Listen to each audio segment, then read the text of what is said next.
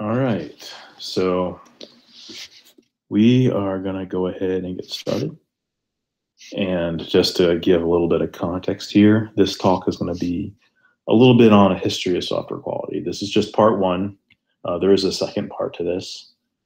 A lot of folks, when they think about software quality, they might be thinking about testing frameworks and stuff like that, but not necessarily what it means for what quality means to a product. What are we talking about when we're talking about software quality? What makes this a discipline? What makes that this something you focus on versus, say, software engineering or DevOps or all this stuff? Where does software quality come in? And that's what we're going to talk a little bit about today. Quick pop culture reference to Mel Brooks' History of the World Part 1. If you haven't watched it, I would recommend you watch it because it's still amazing and it is aged very well. All right, so I think most of you all know me. I'm Conrad. I worked in QA for 8 years. I'm not working in QA now. I'm working as a program director at Techstars, but in the past I've done a lot of work in QA, software QA, and hardware QA, either as an individual contributor, either having led QA teams or coordinating remote QA teams across multiple countries. So you all can find me at Holomancer. You can go see me retweet, various pictures of cats and snarky things and animated GIFs. It's all great stuff. I strongly recommend you follow me on Twitter. And part of the reason I wanted to do this talk is because software testing as a discipline can get the short end of the stick sometimes.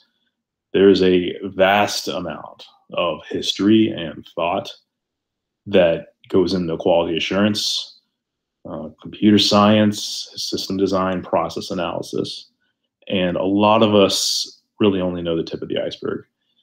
So for those of you on Slack, please feel free to, just at me and jump in if you have any questions or just anything to add. This is a topic that I definitely want to encourage dialogue about. So you all have heard the term QA tester, QA engineer. QA, quality assurance, is an interesting term. There's a lot of culture around it, especially in the software development community. You got test plans, test cases, automation, code coverage, Selenium, JUnit, Jenkins, regressions. You hear about all this stuff because those are like the interesting words of our profession. Those are the parts of our tech stack that we build so we can have a really bulletproof product. So we have something that can survive the rigors of massive amounts of users, variable network traffic, all that stuff. These are the words of the language of our profession. Profession is what we do, who we are. Quality assurance professionals are this category. That's the stuff that QA folks talk about. Those are the terms in the blogs that QA people read, and maybe some of the meetups they go to. And it's important to understand kind of the history of that profession to really understand what makes what we consider quality assurance today like a real thing. So if you look at this number, this is a pretty large number. This is the number of years that quality has been around as a discipline. Yeah, that's correct. It's about 5 millennia, give or take maybe a couple of years here and there. The farther back you go, the harder it is to tell like what the fuck was going on. So I'm going to swear a lot. Just know that that's a thing that I'll do. So if those of you are offended by that, then I'm not really that sorry. Okay. So take a look. When I talk about 5 millennia here, we've got to think about the fact that concerns for product quality are nothing new. Because if there's one thing that has remained true for millennia, it's that people who build things don't like to make crap. Nobody likes to make crappy things. Everybody wants to make things that are quality, something they can be proud of, something they can put a little bit of themselves into. So historians have traced back this whole idea to the ancient Egyptians, but I'm sure it goes back even farther than that. The problem is, if you get, how many guys do we have on camels here? We got 5 guys on camels here, all right? I assure you that each one of those guys on camels has a different way they measure quality. They have different tastes. They have different things they look at. They might look at the quality experience and be like, I like the large one. Others might be like, I like the one that's like the pointiest because it was clearly the best made. Others might be like, I like all the small ones because it shows that they have a really reproducible process. Everybody has a different opinion of what quality is. And so one of the first questions about quality that's asked is like, all right, so how do we measure this? Because everybody has a different opinion about it. Everybody has a different thing that they like. How do we think of quality and terms about quality that are standardized and reproducible? And one of the first concepts for this was called the qubit. Those of you who went to Sunday school for more than one decade, like I did, are probably familiar with the term qubit, especially with the Old Testament. It was used as a unit of measurement for the pyramids, and more specifically, the marble blocks that the pyramids were made out of. Those of you who are wondering what this has to do with coding, understand that like these are all literally building blocks. Like everything regarding construction, engineering, these are all terms that we have inherited in software development over millennia, and this is kind of the seed of that. A single qubit was measured as the length of the forearm of the ruling pharaoh, so the ruler of Egypt, from his bent elbow to the top of his extended middle finger. And insert joke here. I don't want any of you giving me the middle finger right now, right? After the pharaoh's forearm was measured, they took this qubit and they carved it from a block of black granite to endure for all time. So that was like a permanent record. So the royal architect and the foreman at the pyramid would have wooden qubit sticks made for the workers. Every full moon, they would have these sticks made. So everybody had a way to measure, and they weren't going to bring this stupid like giant block of black granite around, right? They're going to have like wooden sticks made that are just kind of measured off it, and they gave it to everybody. So every full moon, they'd go back and just check the qubit sticks to make sure that they were all the same length, and nobody was screwing around with it, and none of them broke, that kind of thing. If you failed to bring back the qubit sticks on every full moon, you're put to death. That's it. Game over. You're dead. So even at this stage, like you want to have results, repros that are very traceable. You want to be able to trace back the qubit length and try to prevent errors in construction to make sure that you have a consistent environment, a consistent length of the qubit here. Because every time that gets screwed up, now you're spending more time trying to figure out where the problem is, and that leads to higher cost. And as a result, the pyramids are standing upright after more than 4,000 years, more or less. You can see there's a little, there's a few bugs, a little bit in there. It doesn't seem like it's a critical failure. All right, so a little bit more on history. This is around 1754 BC in Babylonia. And what this is called the Code of Hammurabi. Hammurabi, I don't know how to pronounce it. So you can correct me later. So he was the rule of Babylonia, Babylon. And one of the references, they have a lot of references to quality actually in this code because quality was so core to like the building blocks of civilization.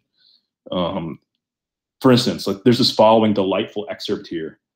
The mason who builds a house that falls down and kills the inmate shall be put to death.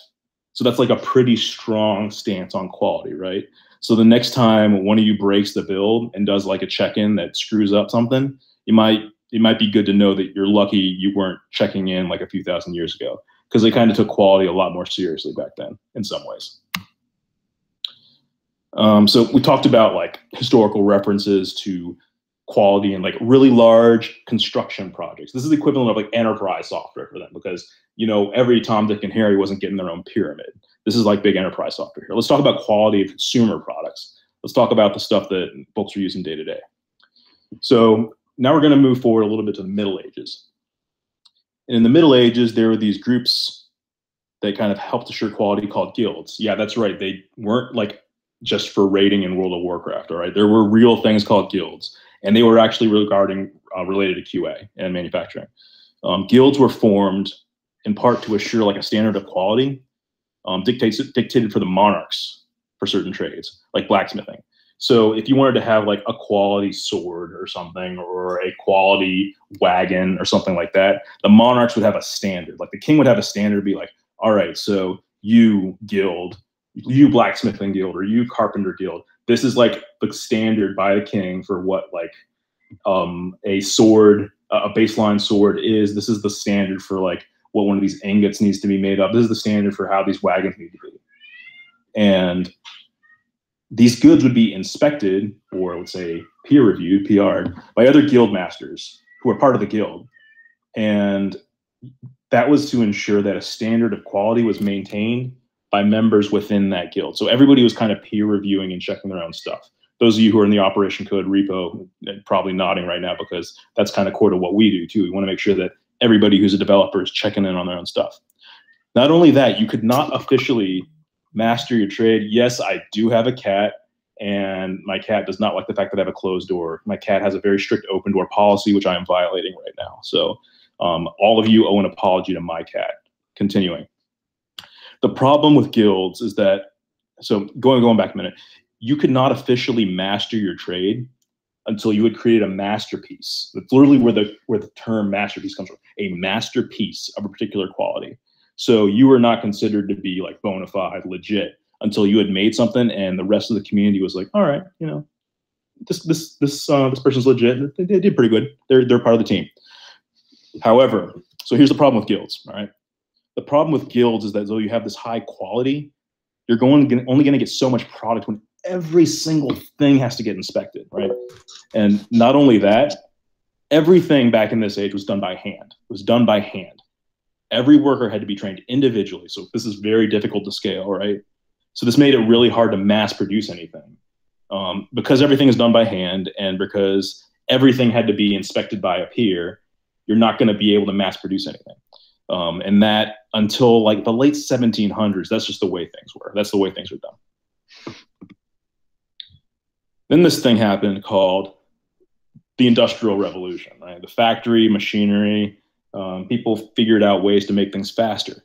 People figured out ways to build things at scale. And this is due to a guy named Frederick Winslow Taylor. Frederick Winslow Taylor.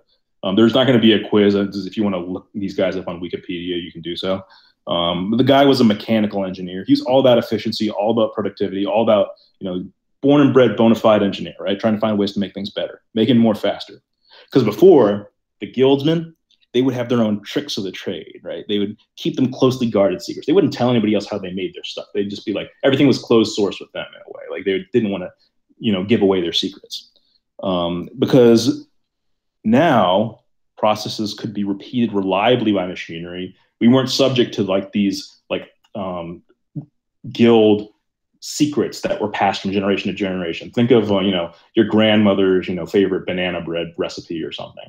Like if you took that now, you could probably reproduce it a million times if you took it to some like mass baker or something like that. But back then, that was just handed down from generation to generation. Now, grandma's banana bread can be made the same way every single time. And what that means is that it's a repeatable process.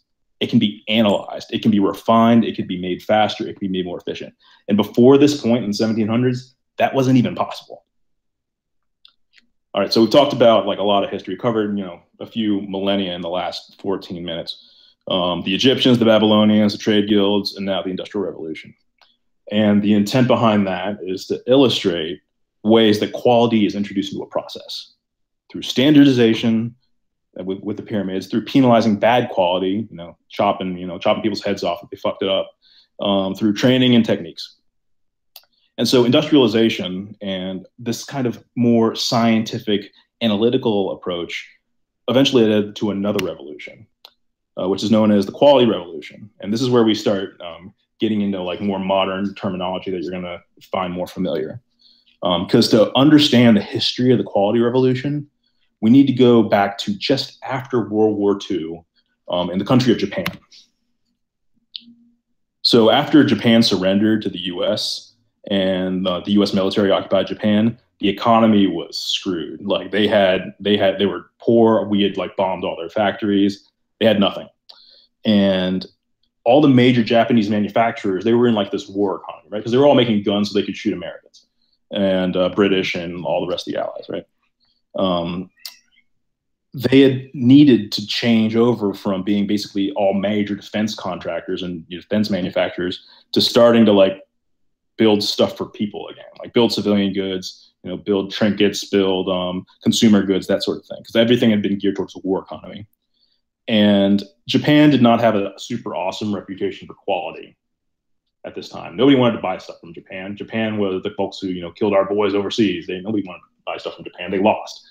So Japan needed to figure out like how they can get back in international markets. And now we're talking about trade and the economy.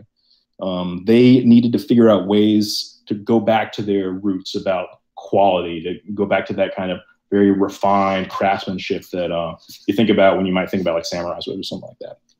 So General MacArthur, he's the commander of the Allied occupation of Japan, right? And his responsibility is to actually bring the Japanese economy back up and running. And he decides he's going to bring in a couple experts to take care of this. This is General MacArthur now, to help Japan get back on its feet. And the first guy is named W. Edwards Deming. This is like one of my favorite people. I quote this guy all the time. You might not realize it. If you remember one name from this presentation, remember this one, because he's one of the greatest thinkers of quality of all time. Deming was a professor of statistics at New York University.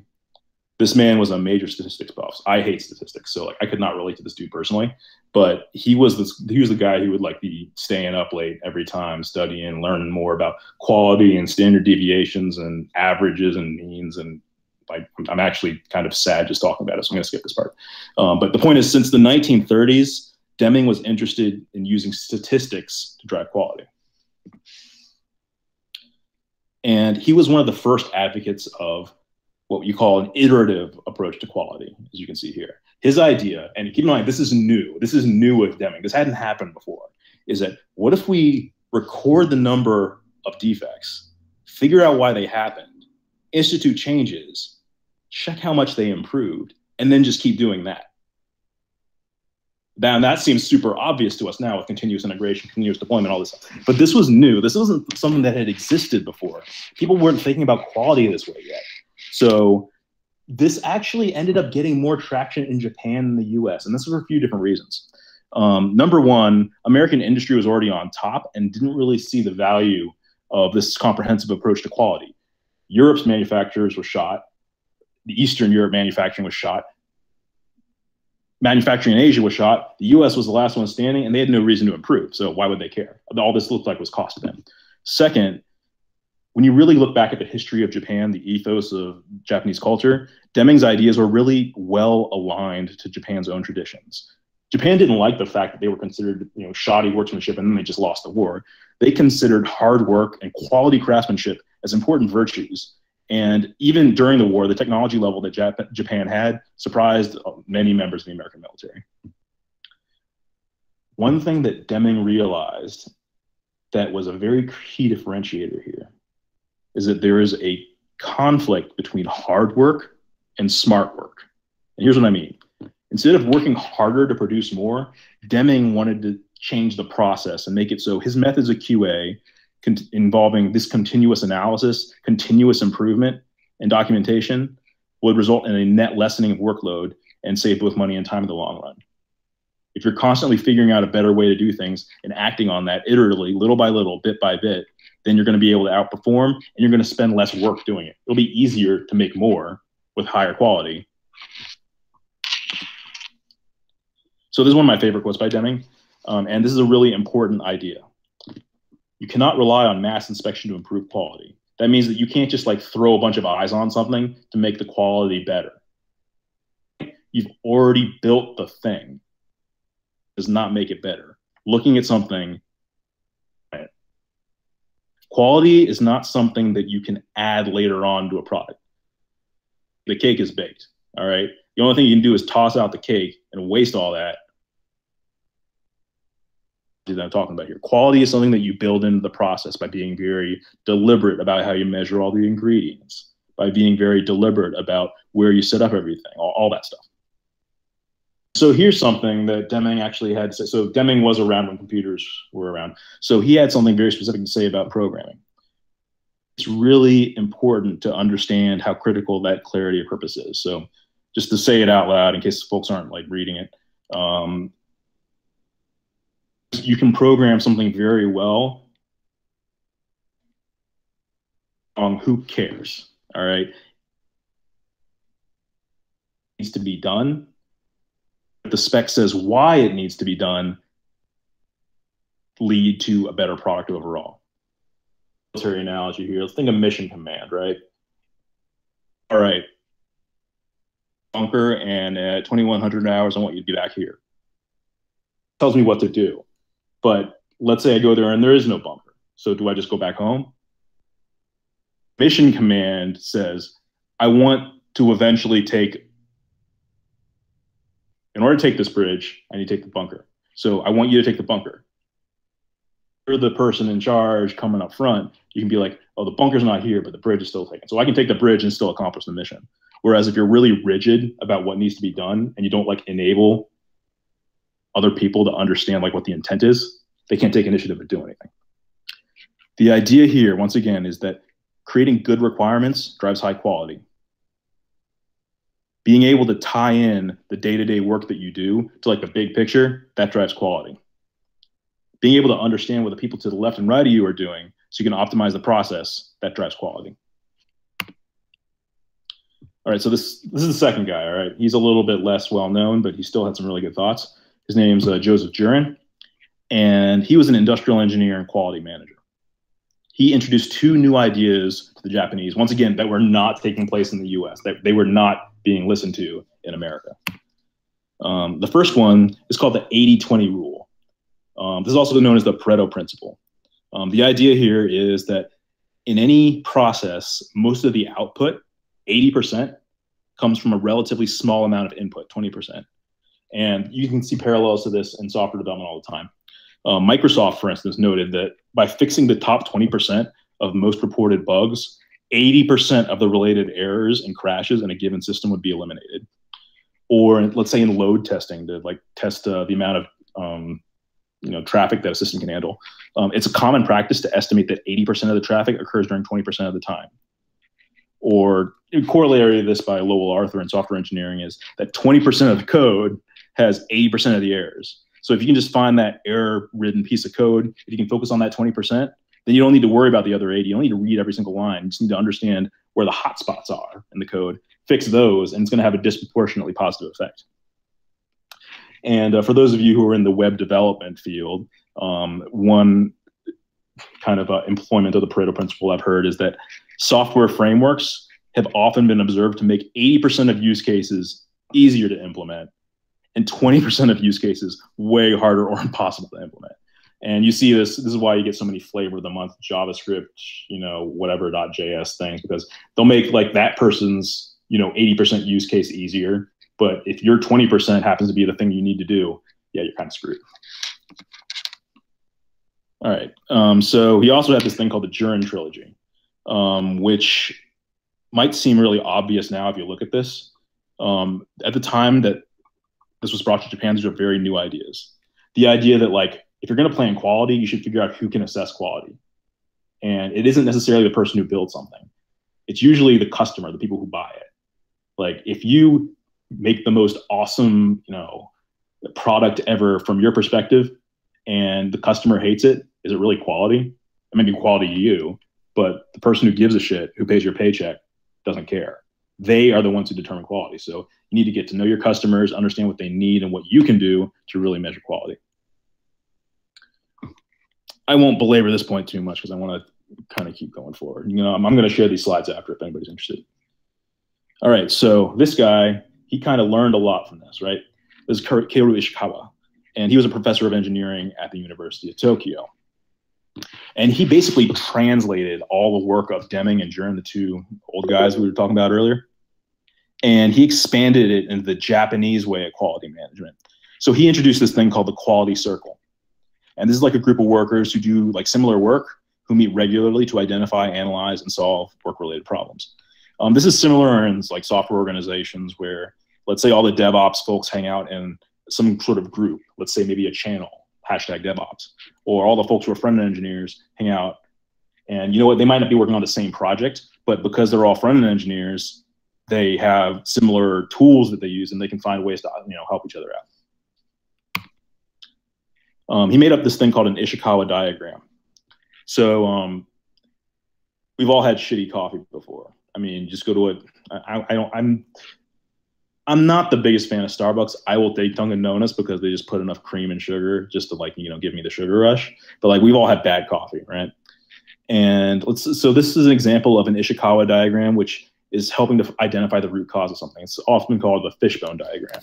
So we got some bad coffee here. So what goes into making a cup of coffee bad? Well, maybe people didn't know how to make coffee, right? People. Maybe the procedures for making the coffee were wrong. Maybe people decided, I'm gonna put like water that's not the right temperature in there. Maybe there's no equipment. Maybe the equipment is bad, or maybe there's some issue that's causing the equipment to not work the way it needs to. The water's not getting hot enough. The warmer's not working. Maybe the coffee is crap. Maybe the sugar is bad. Maybe the lids are bad. So you can look at this and be like, okay, so what feeds into each one of those things? How do we go all the way back and figure out what the actual root cause here is that's making this coffee bad? And you can apply this to software too. Okay, so we have a crash. All right, so what could possibly have fed into that crash taking place? And then you break it down into smaller and smaller segments. Next guy I want to talk about is Junichi Taguchi. And he was another statistician and engineer. You're going to notice that as a trend. We've got a lot of statisticians and engineers here. But his approach to quality was a little bit different than some of the other people we've talked about.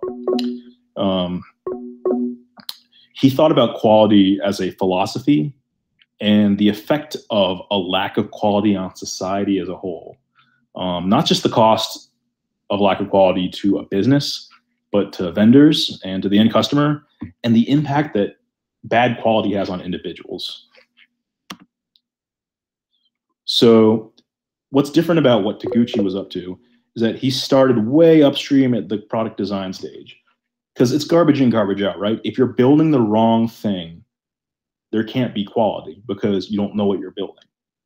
He wanted to focus on quality all the way up to the design stage to set up the engineers for success, so we're building the right things. Because if you're building the right things, you can build the right frameworks to test those things. Whereas if you find out you're completely built the wrong thing, how many times have you had to tear down everything and start over? He wanted to start even earlier in assessing the quality process. And he took this thinking and consulted with a number of Japanese manufacturers who was widely embraced. This is also the guy who came up with this thing called design of experiments, which eventually led to A/B and multivariate testing, for those of you who are involved in any kind of like technical marketing, A/B testing and that sort of thing. So you look at these guys, right? So we talked about Deming, Juran, Ishikawa, Taguchi, other quality thinkers, and all these ideas. We've talked about a lot of names. We've thrown a lot of stuff out there. All this kind of came around and came together at one particular company, specifically one particular auto manufacturer. So let's go back to history for a second. Let's go back to the U.S. Army. Cool. In early 1950, source of trucks for the Korean War. So now we're getting the next group. Remember, the U.S. is still occupying Japan. So they turned this troubled family-controlled auto company in Japan that was like not doing very well to get them to build trucks for them. That company was called Toyota. AG Toyota was a 36-year-old engineer, and is MacArthur and the U.S. Army sent him to get trained up to Dearborn, Michigan, which is like the hub of auto manufacturing in the U.S. at this time, to learn about mass production. He'd have Toyota go there and learn about all the way the U.S. did things, and then they take him back and build trucks for the war up in Korea. So AG Toyota spent 3 months learning from the American auto industry. And he wrote back to headquarters that he thinks he found some opportunities to improve things based on what he had started to learn. And he worked with the guy that you see on the right here, Taiichi Ohno. It was something that he called the Toyota production system, what eventually became what we call today lean manufacturing. And Taiichi Ohno is known as the father of the Toyota production system, and he came up with a lot of interesting processes. And as you can see by the quote, he was a very outside the box type of thinker. I am not going to read over every single one of these because we're on 30 minutes and I want to start getting near the end soon. So I'm just going to call out a couple things. He focused on eliminating waste and figuring out where waste is in the process. That's not like spare parts or anything. That's also like wasting time. And finding ways that you could build quality into the entire process. That like the end of building something is not the time to check quality. You want to check quality continuously. You don't want to, that's why, you want to be doing your checks and your inspections every time you're at a halt. You don't want to just be doing it at the beginning, at the end, because that allows for a lot of time for something to get lost and then you don't know when it happened, to use it to kind of bring it back to the military analogy. All right. So this one you might have heard of too. This is another Taiichi Ohno thing. It's called Kanban. And Taguchi Ono was the guy who kind of popularized this. Debating how much I want to get into this. I think a lot of folks here are already familiar with Kanban. I'm going to skip this, and if you'd like me to talk about it a little bit more, I can do this in a follow-up because we still have part 2. This one you might not have heard of. It's called Jidoka, or automation. And yes, automation was a thing even back in the 40s and 50s. This is a process that Taguchi Ono had started to prototype. The idea here was to try to automate as much error detection as there could be in the production line. So there's 4 steps to what we called automation for Jidoka. Detect the problem, stop production, fix it, find the root cause, install a countermeasure, go back to step 1. The idea here is like, as soon as you see a problem, you call it out and stop it. You don't allow the build process to continue after you encounter error. You stop the build process completely because it's going to lead to higher quality. If you just can keep going, then you don't have no idea whether any subsequent issues or any subsequent quality is actually there. It makes it even harder and harder to figure those things out. This is a funny word, right? Pokayoke. And what a pokayoke is something that prevents a defect from happening twice. So let's bring this back to web development for a second. Let's say your automated tests fail, you find the problem, you institute a fix, check it in, you run it again, doesn't happen. All right, that's good. That means you prevented, the check-in that you did is a pokayoke. It prevents a defect from happening twice as part of the process. It's a way of error-proofing something. So look at this. I'm sure you all have seen this. It's an Ethernet cable. Look at the way this is molded. You can't plug it in backwards. You would have to try really hard to plug in an Ethernet cable backwards, right? It only goes one way. There's a tab at the bottom. You don't necessarily need this tab. You can break that off. I've broken off the tab on one of these like RJ45 things before. And if you do that, you can actually physically flip it over and then plug it in when it doesn't work. But that tab is pokayoke. It makes it so you can't actually plug it in unless you deliberately break that thing off. Okay, so look at this motherfucker right here. This is a USB, all right? This is not pokayoke. I can count on, I can't even count the number of times I've tried to plug in a USB cable the wrong way. So there might be various different ways to solve this problem. Look at USB-C where they actually, finally fix this problem. All right. So this is all happening in Japan. Talk about Japan. Japan. And Toyota and following shortly Nissan, they're doing awesome. They're totally wiping out the American auto market. And the American auto market is like, what the fuck just happened? All right. During the 1970s and into the 1980s, North Americans were continually losing market share to Japanese products because of the superior quality of Japanese goods. And America's like, all right, maybe we should have listened to these guys. So a few thinkers kind of came back to the fore here from America. This is Philip Crosby. And he had a few ideas on how American industry could compete. He was a quality consultant, and even though he didn't specifically work in the auto industry, he became very well known, and a lot of people paid attention to what he had to say. Among other roles in the aerospace industry, he was the quality control manager at the Pershing missile program. So people listen to this guy, all right? Doing QA for thermonuclear ballistic missiles is no joke. And when you're working on thermonuclear ballistic missiles, there's only 2 words for QA, all right? You can't have any bugs in your process with nukes. It's frowned upon. I'll put it that way. The idea here is that when you're talking about the definition of quality, let's go back to those 5 dudes on camels, right? You can ask 5 different people what quality means and get 5 different answers. You talk to a designer, they're going to have a different idea what quality is than a front-end developer. The front-end developer might be focusing on the framework. The design person might be focusing on how elegant it is. The back-end engineer might be focusing on, how long it takes to make the database call. The DevOps engineer might be focused on like, hey, is this secure? Is this vulnerable to XSS cross-site scripting attacks? All right. Everybody has a different idea of what quality is. And Philip Crosby saw the impact that vague language has. So I'm going to focus on number 2 here because it's easy to take the wrong lessons away from this. Defect prevention is preferable to inspection and correction. This is just, it's easier to prevent problems than it is to look at a product and then fix it. Stop the problems from happening to begin with. 0 defects is the quality standard. I call out this guy Crosby because this 0 defect mentality comes from him. And it's important to know that like the 0 defect approach is meant for processes, not people. 0 defect mentality when it comes to people, let's just say you're going to be disappointed. All right.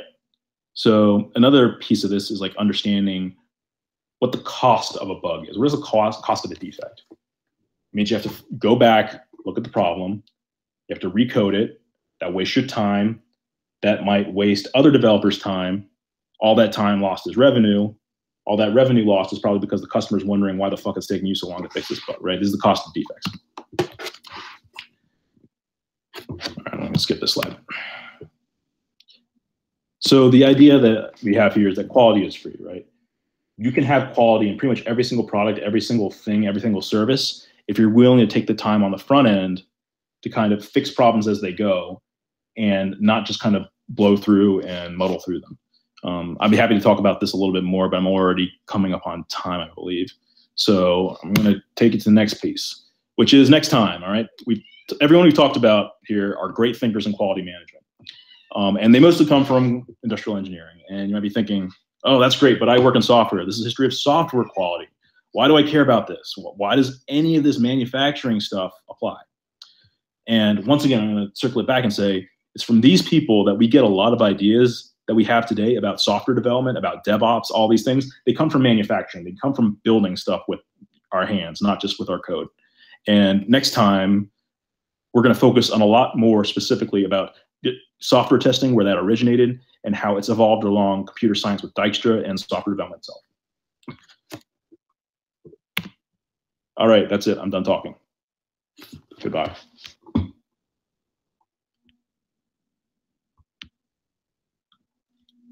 Was anybody like actually listening?